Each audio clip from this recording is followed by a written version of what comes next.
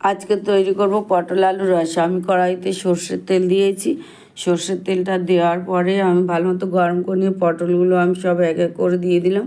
দিয়ে একটু নাড়াচাড়া করে পটলটা একটু লাল লাল করে ভেজে আমি তুলে নিচ্ছি। নেওয়ার পর ওই তেলের মধ্যে আমি দিয়ে দিলাম আলুগুলো আমি একটু ডুমো ডুমো করে কেটেছি। কেটে ওটাও তেলের মধ্যে আমি লালচে করে ভেজে তুলে নিচ্ছি। নেওয়ার পরে আমি তেলটা একটুখানি পাল্টে দিলাম। দিয়ে ভালো পরিষ্কার তেল দিয়ে ফোড়নে দিলাম গোটা গরম মশলা, একটা শুকনো লঙ্কা ফাটিয়ে আর জিরে ফোড়ন দেওয়ার পর দিয়ে দিলাম আমি টমেটো কুচিটা দিয়ে আদা বাটা দিলাম। দিয়ে একটু নাড়াচাড়া করে নিলাম। নিয়ে দিয়ে দিলাম এটা মগজ বাটা দিয়ে একটু কষিয়ে নিয়ে কিছুক্ষণ পরে আবার দিয়ে দিলাম টক দই। দিয়ে আবার ওটাকে ভালো করে কষিয়ে আলু আর পটলটা দিয়ে ভালো করে মশলার সাথে কষিয়ে পরিমাণ মতো জল দিয়ে দিলাম। দিয়ে নামানোর আগে গরম মশলা আর গুঁড়ো ঘি দিয়ে নামিয়ে নিলাম।